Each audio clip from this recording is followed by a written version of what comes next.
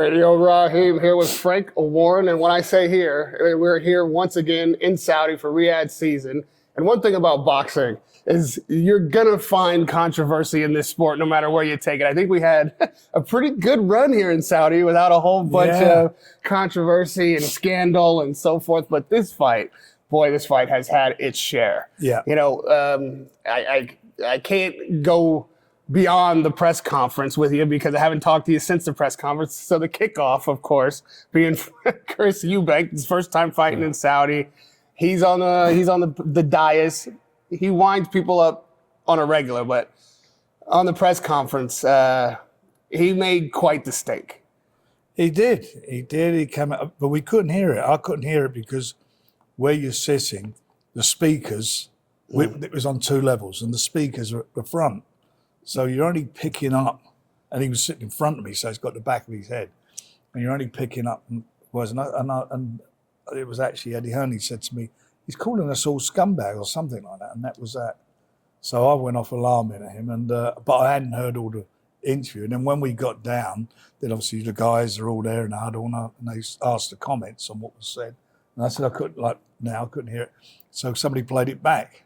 And I was fuming, and I see him on the evening in a hotel, and I give it to him and told him the facts of life, and he actually acknowledged that they'd done an interview apparently with IFL a couple of days ago, and he said what had happened, but then they asked him not to put it out. Well, he had so much to say on the dais. I remember you saying, "Speak up," and as soon as I heard you say that, I was like, "Oh man, this shit's about to go down." I just couldn't. But anyway, I just told him straight in the thing. I just said to him, "I said what you're saying is because I successfully sued you because you was in breach of a contract." That's what he said. He had to pay money. You heard what he said, the thing, had to pay money. Mm-hmm. I said, well, that's because you was in breach of an agreement, and therefore I sued you because I was out of pocket because of what you did, and they found in my favour. So that's called justice. I said, you piece of shit, you should listen to what was what. And that was what I said to him. And then he couldn't even look at me. And then he's with Shalom. I told him the facts of life, and the other guy was with him as well. So that was that. Then the apology was due. And then he said to me, that I owed him an apology. I said, what for? He said, because saying that I'd made an offer, or an offer had been made for him to fight Hamza Shiraz, and he's never received the offer. I said, what do you mean never received it? It was public, and it was given to your team. It was a big, I said, and what my thing, I said, I know exactly what I said about it. There's two ways to get out of a fight. One, say you don't want it, and the other one is to price yourself out. He said, but I was never told the money. I said, well, that's not my fault, is it? I should say. I said to, and I believe, I said, well, one of you is telling lies, obviously, because the offer was made. Mm-hmm. And the offer was told. He said, I wasn't told. And I believe, why would he say that? So I believe him. So I said, well, if you were unaware of that, then I'll withdraw what I said about that. I said, but you know what it is now. Well, you know it is, but, he never wants to fight Shiraz. He even said, I think one of these guys said the other day, he's more famous than Hamza. He doesn't want the fight. And I said at the time, I said, you'll find out how famous he is over here if they mix up the pay packets. You know who's the bigger draw. That was that. Well, we seen him fight on the Saudi stage for the first time last night. What did you make of the performance? Well, he done what he expects of him, didn't he? I mean, he was expected to beat that guy. I thought it was going to be all over in the first round when he called him. But I've got to be honest, as much as there was 4 knockdowns, he doesn't impress me. See, maybe I have really got a downer on him, but he's never impressed me. Never impressed me at all. Going back to when he fought Billy Joe Saunders, because he fought for me a few times, and Billy Joe Saunders beat him. His family don't have luck with me when they fight on my shows. I think Chris fought him. I had him 5 fights on my shows, and he only won 1. So maybe it's down to you. You're Chris's greatest opponent. Matchmaking. It's called matchmaking. And, it's just, I don't. I mean, I can't buy into guys of 35 years of age being the next generation. When I signed a kid who made a pro debut, who's 17 years younger than him, 18 years old. That's called next generation. Well, next generation, I think, will be the moniker for the next major fight for Eubank, as we saw again, doing boxing things in the lobby here this week. Eubank and I've seen the footage. I haven't seen it. I didn't actually see it happen. Oh, right. But you've seen what happened. Somebody showed it to me. And I'd say it's likely if the license thing, which Ben promises me in 2 weeks, is going to be all cleared. We'll see. We'll see what happens and where they go. I mean, whatever happens, I don't know what the ins and outs of it are, but he's not before the Border Control, he's up before UCAD, which is the drug testing agency who deal with the matter. And they're going to make a determination of what his ban will be. Unless he can prove that, what his case is. But I think whatever happens, it'll be a retrospective ban. But do you think that fight would be really an opportunity for one of these two fighters, Eubank or Ben, to make the case that, if not the next generation, that they are the next generation of their family lineage? He's younger, isn't he? I mean, obviously, Nigel's boy is much younger than him. And he's 2 weight divisions below him. And now Eubank says he's not budging from 160. So this fight happens. What do you think happens? He's coming up 2 weight divisions. Yeah. I'm not going to change my opinion. My only thing about it would be the weight division. I think Conor,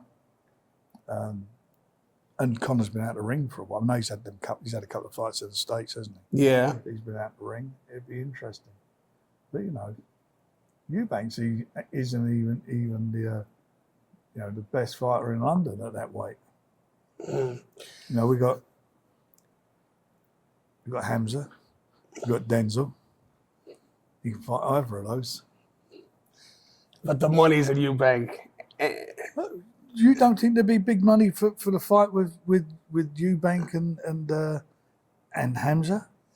I think if Eubank wins the Ben fight, then his name is ringing out. He can all those fights will be bigger. I'm telling you, that's a big. But not bigger than Ben. It's a big fight in the UK, and it's a massive fight here. Here, okay, yes, here it's big. How many fights has now Hamza had out here against proper opponents, real opponents? Yeah, it's true. Come on. Go and look at his resume. Every time he steps up, he gets beat. All right, I'm not going to... He's famous for having the name Eubank.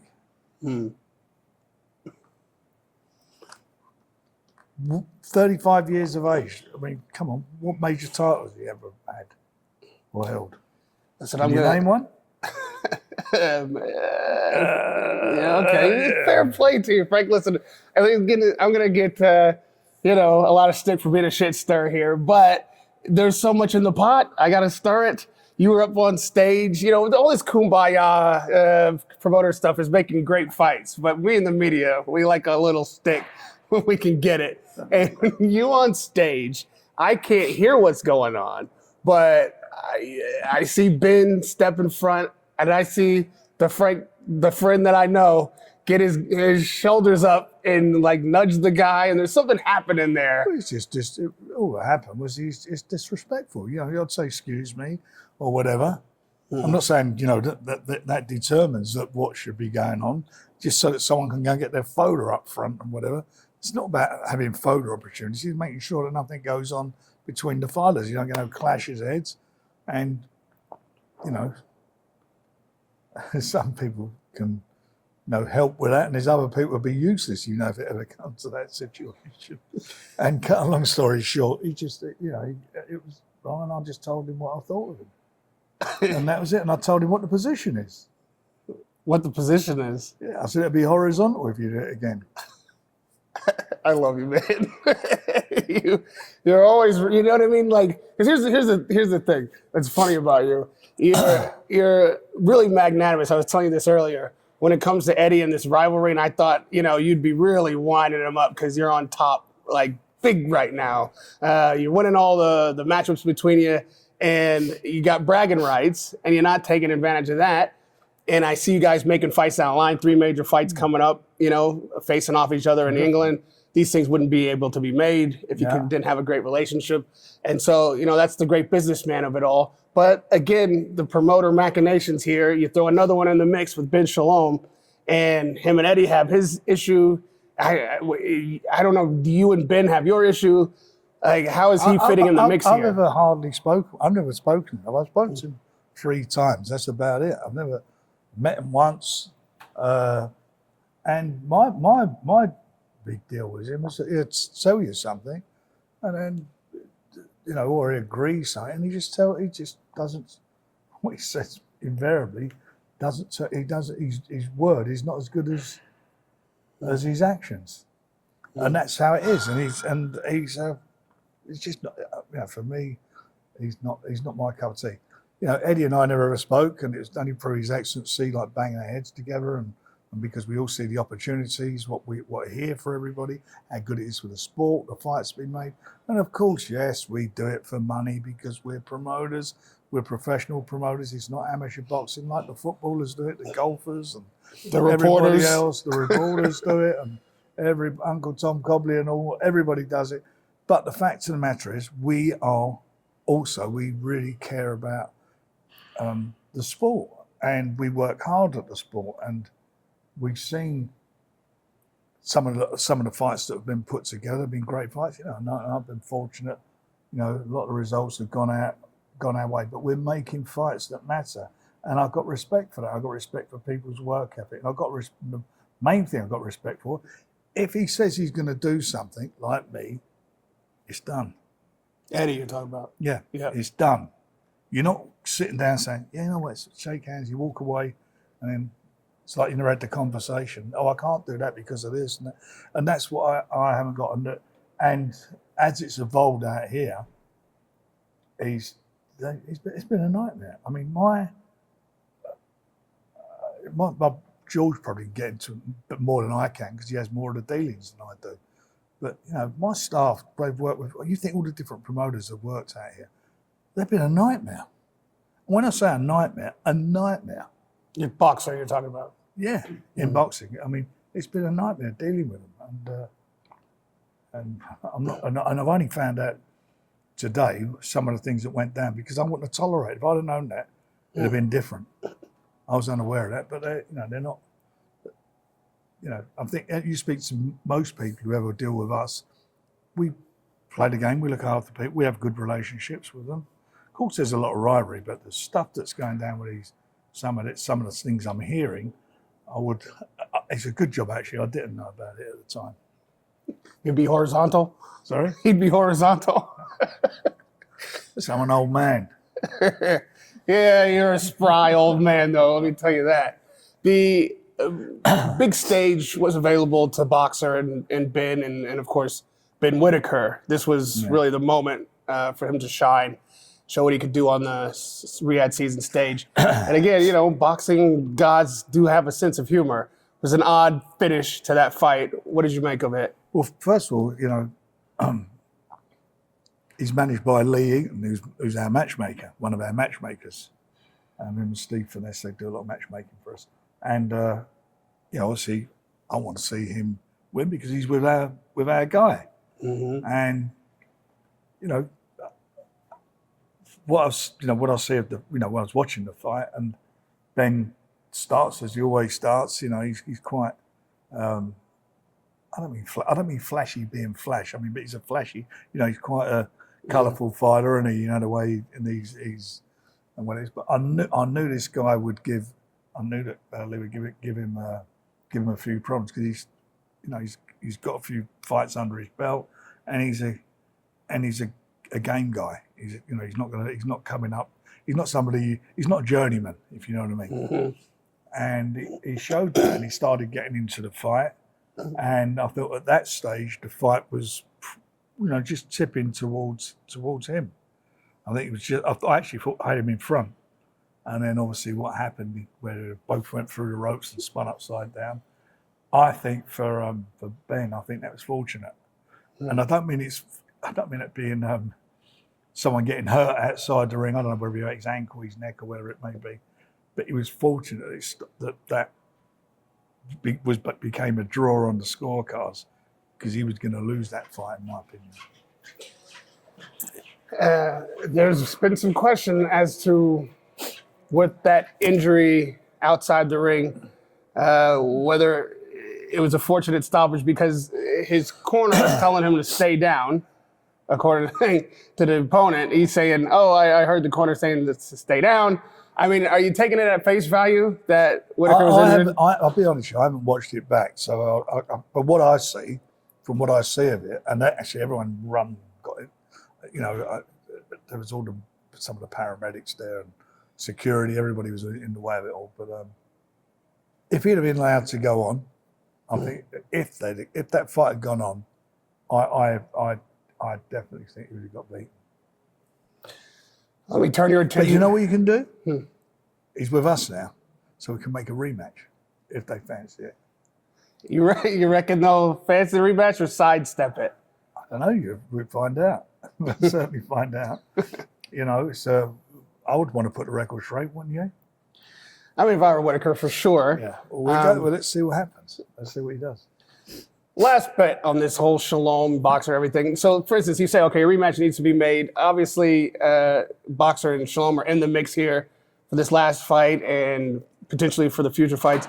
Do you have a conversation with him privately? Do you ring him up and try to set this right before you have to work together again? I don't have to do anything I don't want to do. And I have no need to call, I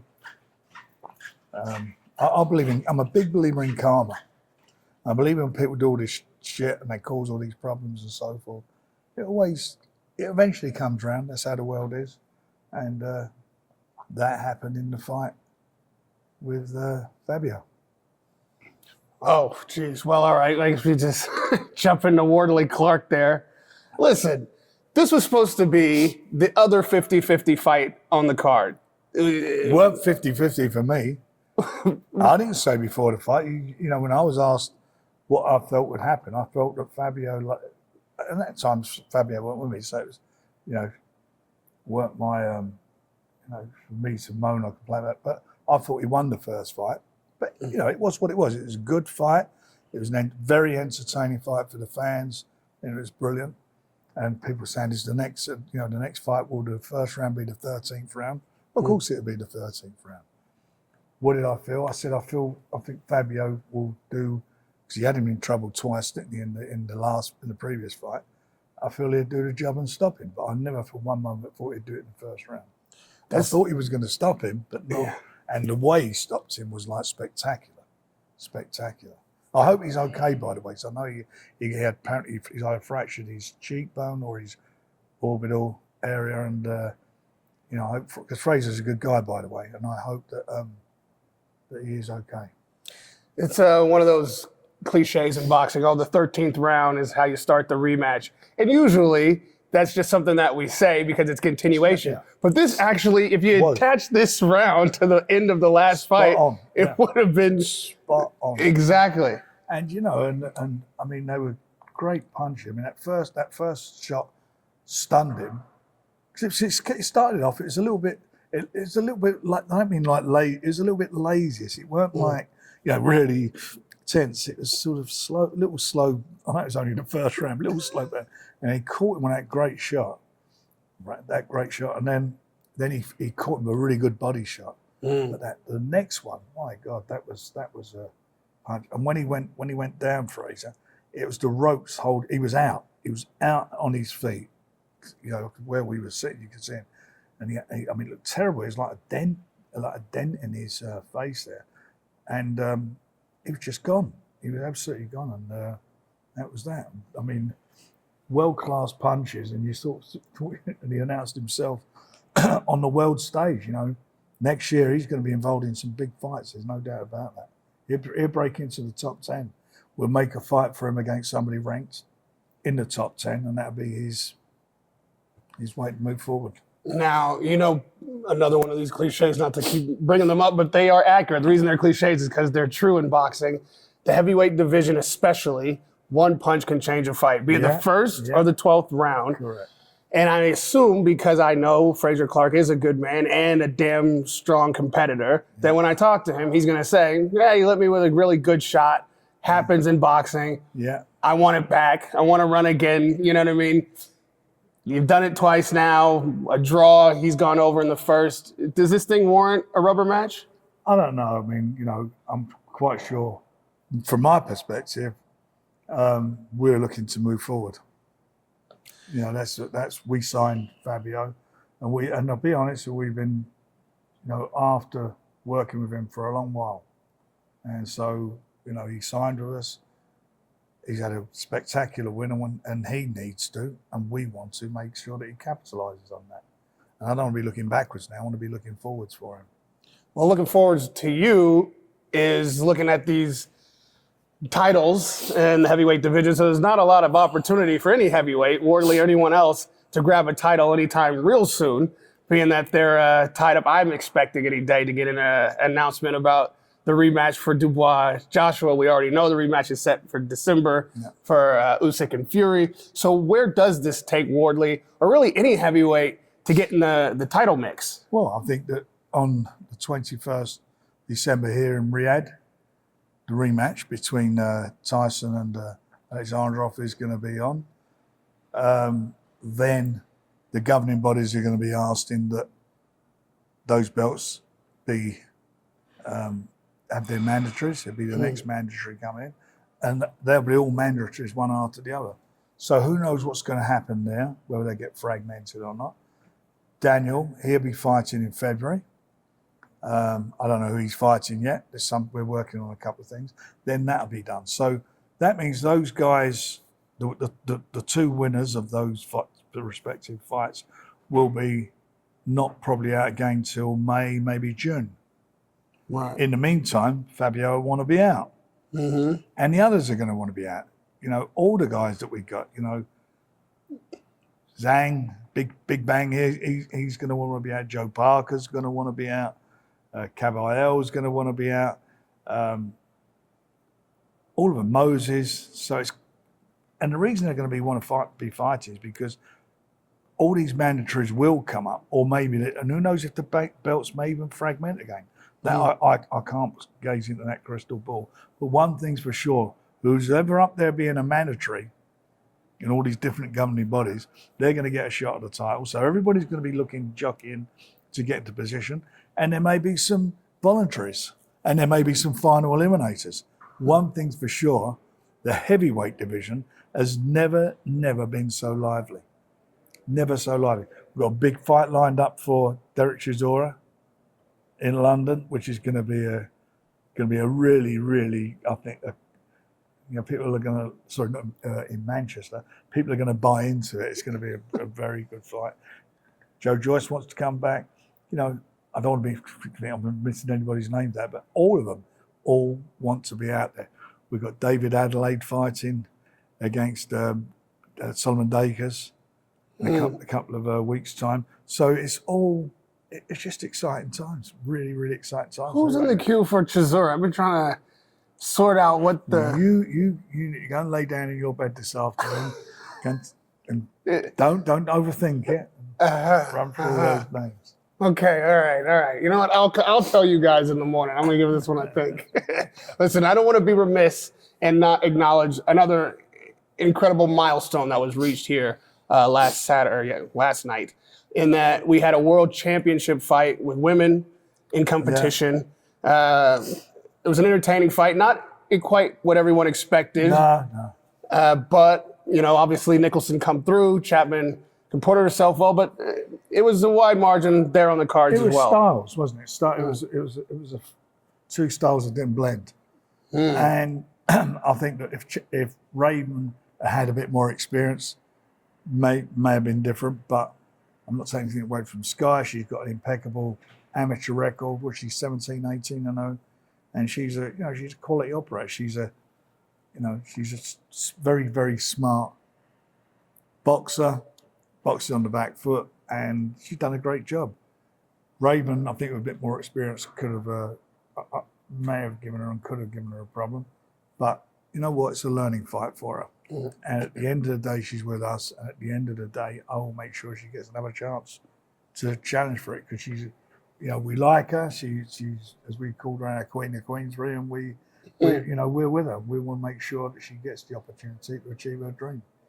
What do you think the future of women's boxing is here in Saudi? Is there conversations about keeping female fights on the cards? I'm sure there will be female fights in the future on the card, but we didn't have that conversation last night. All right, well. But the fact it's happened is historical. Right. Who'd have thought this? You know, yet no one. And it just shows you how things are moving and the direction it's all going in. The main event. We have to come to the main event. Now, you know, this isn't common for you to be ringside and not have a dog in the fight, if you will, when the big show comes to the stage. But this one, you get to be neutral. You get to, have an unfettered opinion about what you saw. And it is controversial, depending on who you ask. Either Bivol got robbed, or it should have been a draw, or what's everybody talking about? Obviously, Beterbiev won the fight. I'm getting it from all sides on this one. So am I. I mean, my personal opinion was, I thought it was a close fight, but I thought Bivol won by a couple of rounds. The judge that only gave him 4 rounds out of that fight. I can't agree with that at all. That's how I scored it. People I respect, who I know, and a lot of people from the States, I've got a few messages come through, WhatsApps and texts. Basically, quite a few of them thought Beterbiev won the fight, but I didn't. But it was a good fight. It was an excellent fight to watch as a neutral. It was an excellent fight I thought for the fans. But the two guys again got different styles of boxing. One of them, he normally doesn't need a judge, does he? That's the first time he's gone the distance in a fight. Oh, right. And he had his moments in the fight, certainly in the latter stages of it. And I thought Bivol boxed extremely well behind his jab, and a couple of times stood and traded with him with some power shots. He caught him with some power shots, but it was. I thought it was a really, really, really, really good fight, and it's a shame you get the bit of controversy, because it takes you're talking about that rather than talking about the fight. Right. The fight was a good fight. When it comes undisputed, especially, you want definitive results. Of course, yeah. Because it's a definitive title to be able to hold. So the interesting thing here is, especially for those of us who really understand the sport of boxing, was that we saw the opposite of what we were expecting, right? I think the longest shot would have had to have been Beterbiev by decision. No matter who I was talking to in the run-up, nobody was picking that. And, according to the Jabber stats and analytics, we saw that Bivol, 2-1, landed the bigger power shots. I don't think anybody was expecting that. And he got outlanded, though, by Beterbiev, who landed more punches. So then it comes down to how you score a fight, right? Is aggression and pressure a metric by which to give a guy a round? No, it should be, because it's called the art of boxing, and boxing is being hitting with the correct part of the glove. I mean, if it's all about someone walking forward, being aggressive, and you could be aggressive without throwing a punch, not be able to get your punches off. I mean, it's like scoring Raven's fight. She was the one who was the aggressor as such by walking forward. Coming forward and didn't get her tactics correct, but that's not about how you score a fight. You score fights by punches connecting, being hit with the correct part of the glove, which is the knuckle part of the glove. Now, some of the criteria is down to your personal likes or dislikes, right? So for you, is it more impressive if a fighter lands the bigger shots in a round, or is it more impressive if a fighter lands more shots, clean shots, but not as effective? I think the answer to that's obvious. I mean, if you've got a really superb jab and you're right, so is it about who's the biggest puncher, or is it about who's the best boxer? Is it about and that you've got to take that all out of context, because it's not about I mean, is it about who's got a better chin? That was a big shot. Well, it never moved him. He's got a good chin. You know, it's about the punches being loud. If somebody goes and throws 4 jabs, and they're all great jabs, and they're all scoring jabs, and someone throws a big shot, that doesn't negate 4 punches. You're still 3 behind. And therein lies. How I see it. That's what it's all about, and that is the simplicity. If you're going to pare it down to, you know, who is, I'm repeating myself, who's the hardest puncher, then I think you're changing the whole dynamic of the sport, and you're taking it away from guys who are naturally gifted boxers, but they may not be big punchers. Well, when we look down the line at Dubois Joshua, obviously I've talked to Dubois himself, which is a rarity. Yeah. Especially when he's on vacation. He piped in from Brazil, and he's the happiest. I think no weight on his shoulders. He was light. He was enjoying himself. World, yeah.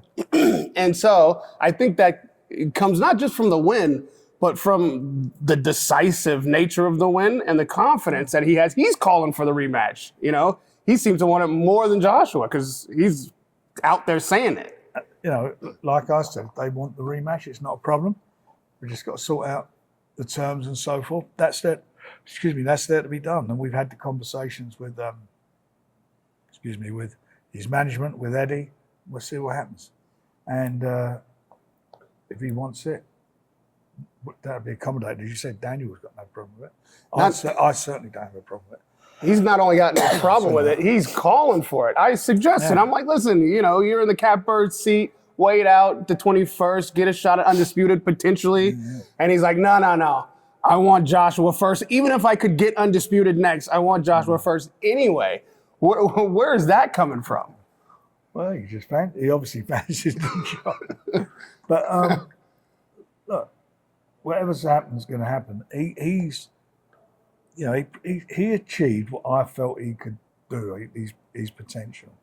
And he now is in a position where he's probably one of the most exciting fighters in the world. I mean, he's never in a dull fight, Daniel. Never in a dull fight. You look at his last 4 fights, they've all been bloody good fights to watch. All of them have been good fights, probably all the way through. And he's, for me, the big thing for him now, the 2 big things that happened was, 1, there was head movement, because a couple of times he's been quite static. He's moving his head. And 2, he's matured mentally. That's been a big thing. The best thing that happened to him in his career, perversely, was what happened in the fight against Usyk. Because Usyk's a good fighter, a great fighter, no doubt about that. But it was the referee that was giving him the problem. He couldn't handle that. He didn't handle that well. And especially when they had that, you know, that low blow and nearly 4-minute break. He didn't handle it. He just felt, I know what he was thinking, I know what he felt. He felt he was fighting 2 people in the ring. And that, like I said to him, and it will get like that. See, it happens in boxers' careers. Then you've got to rely on that referee and that referee. And that's what you do. You become your own referee. You go out and do the business. And, you know, if it's a really bad decision, people have a scream up about it. But he just, but afterwards, having sat down, spoke with him about it, his trainers, his dad, the whole thing, he's changed. His approach has changed dramatically. To your point about fighting 2 people in the ring, some would say that he had the exact same experience even with Joshua, because with that referee, you know, I've got to tell you something. There was 1 knockdown weren't even counted when both his gloves touched the ground. There's 1 stage where the referee, I thought he was calling, stopping the fight, and he didn't. And that warning he gave him was very start of the fight about his head. I mean, where was that from? I've never seen that. Well, like he's gone out and gone bump and put the head on him. That was quite severe, that was. And I thought, here we go again.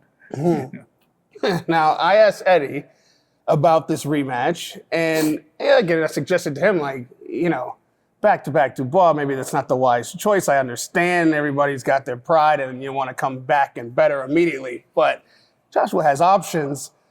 And Eddie was like, no, F that, we want to get right back in there. And if Dubois is able to do the job again in the fashion or even worse than what he's done the first time, where does that leave Anthony Joshua? The other side of it is if Anthony Joshua has another fight and he gets knocked out by somebody else, then there ain't a Dubois fight and there ain't that payday. Well, yeah. Well, I mean, okay, that's fair. You but think you're going to fight him. He's going to fight someone. Who's he going to fight? That's going to, first of all, people, is it going to be, the famous warm-up fights and all this thing? Is it going to be that? That I don't know. But the fact of the matter is anybody who fights him is going to jump on his arse now. They're going to put it on him. That's what they're going to do. So every fight will be jeopardy for him, if you want to look at it that way. Can he change what he did? For me, that fight, it wasn't that because a lot of people said he didn't show up on the night. I don't think he was allowed to show up. I think Daniel just, from the very beginning, and it was always my sort of, how I analysed the fight, it was all about whoever pushed the other guy back on the back foot, whoever did that would be in command of the fight. And so you're doing that by the battle of the jabs. And he's got a great jab, and he's got a good chin, Daniel. I know he's got his eyes busted up badly. That's not a knockout. And also and we talked about Usyk, where it was with that, and where he was. But he's got a good chin, and he took a couple of big punches. Before the final knockout, he got caught with a real good shot by Joshua, and that was the moment in my heart I was waiting for, because I wanted him to come out and trade with him, Joshua. Because once he does that, he leaves himself exposed for the counter. And I think I said that at the time, too. We talked about the fight. I didn't feel it go past 6 rounds. I felt that Daniel would be the boss from the start of the fight, which he was. And his tactics was spot on, absolutely spot on in everything he'd done. How he took him apart, won every round in style, in real style. Now, what can Joshua do? I don't know. He's got, what does he do with anything? I mean, whoever he fights now, where does he go? Who's it going to be? If I'm a boxer, what's he, 35 years of age now? 2-time world champion. Gun, shit or bust. Go for it. Lastly, I gotta kind of reframe the way you look at this heavyweight top 4, because these 4 guys, they have relationship with each other. They're still kind of like a final 4, if you will, because of the rematches, because of the past fights, but also because of the nationality of 3 of them. We got 3 British fighters, all of which, and I know you dispute one, but all of which have been beaten by this Ukrainian. He's been the bogeyman for us. Exactly. He's done it. He's the number 1 guy at the moment. So Tyson's got to go out, and not just for Tyson, for good old Blighty, and go out there and do the business and bring those belts back. And if he beats him, then Britain. I mean, we may not rule the right waves anymore, but we certainly rule the rings. Now I've had myself a little nap, kind of like the one I'm going to have when I figure out who Chisora is fighting. And I thought to myself, you know what? If Fury comes through, of course Dubois would want undisputed, but I think that you would make Joshua Fury and Usyk Dubois. That would be... I haven't got a problem with those fights. Right. They're good fights. Winners and winners, losers and losers, or whatever. Whoever come through, I think Tyson will come through. We'll see, but I'd certainly think that's a good permutation. And then the winners fight each other. Yeah. See what happens when I have a nap? I figure things out. There you go. That's it. Make it 80 winks next time. There we go. The thing is with that Usyk fight and Daniel, I'd love that now. It's a different fight. How do you think it's... Because, Usyk's had no lack of success in the interim either. So how does that fight change now? How does that fight change? Well, first of all, he's got to beat Tyson. And will he do that? We'll find out on the 21st. I've got my views. I think Tyson will prevail, as he should have done in the first fight. And again, that was a close fight. There was nothing in that fight. It was a split decision. people had their views who won, but next time round, it will be it'll be decisive. It's a bit like the Fabio Wardley situation, isn't it? It's quite decisive, that rematch. I don't think it'll go one round, but I think it'll be an exciting fight, and I would lose or win. Hopefully, as I said, it's a loss. But even if he loses, I think that Daniel and Usyk is a big fight. Still a big fight. Is there any chance that if Tyson does come through, that we end up with 3 of these Usyk Fury matches, which would change the dynamic significantly? The first fight was a great fight, wasn't it? Mm-hmm. It was a great fight. I mean, it's the fight of the heavyweight fight of the 21st century. It was so exciting. And if the next one is half as exciting, we'd be happy.